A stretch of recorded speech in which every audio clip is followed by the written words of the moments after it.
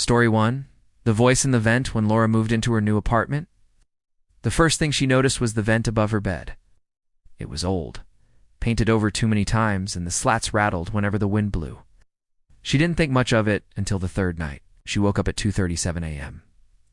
to the sound of someone breathing directly above her. It wasn't the normal hum of airflow. This was slow, heavy human breathing. She lay still, listening. The vent rattled, then fell silent. For a week it happened every night. Slow breaths, then faint scratching like fingertips dragging across metal.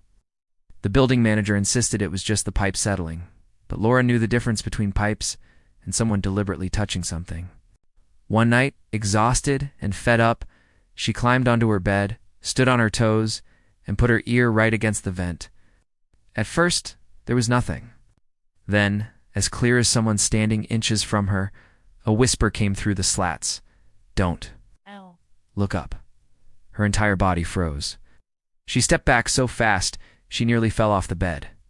The vent rattled violently, louder than ever, then went silent. A single screw fell out and rolled across the floor.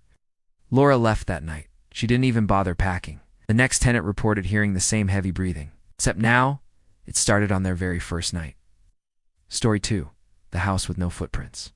Evan was a real estate photographer who had seen dozens of abandoned houses, but the small white farmhouse on an old country road stuck with him the moment he stepped inside. It was spotless, no dust, no cobwebs, no animal tracks. It felt like someone had just cleaned it, but no one had lived there for over 20 years. The strange part was the floors. Every room had a perfect layer of untouched dust, smooth like powdered glass. Evan walked carefully, leaving clear footprints as he went.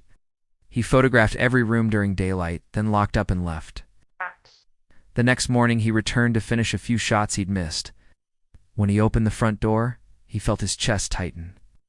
The dust on the floor was still perfect, smooth, untouched. Every footprint he'd made the day before was gone. He checked his shoes, they were dusty. Looked at the photos on his camera. His prints were clearly visible in yesterday's shots. But the house looked like no one had stepped foot inside in decades. He tried to convince himself he had the wrong address until he climbed the stairs. At the top, directly in the center of the hallway, was a single fresh footprint.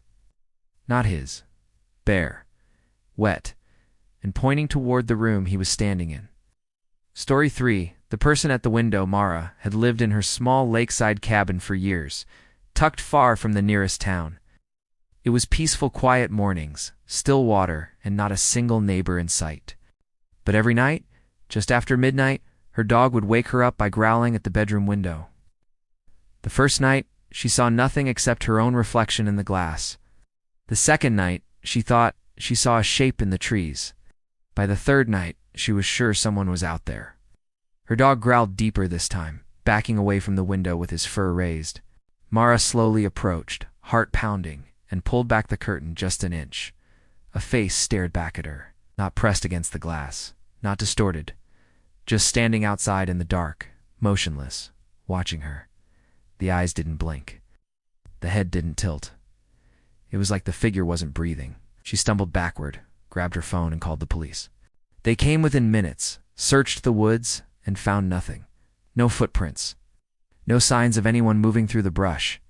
But the next night, at exactly the same time, her dog growled again. Mara didn't look out the window this time. She closed her eyes and listened.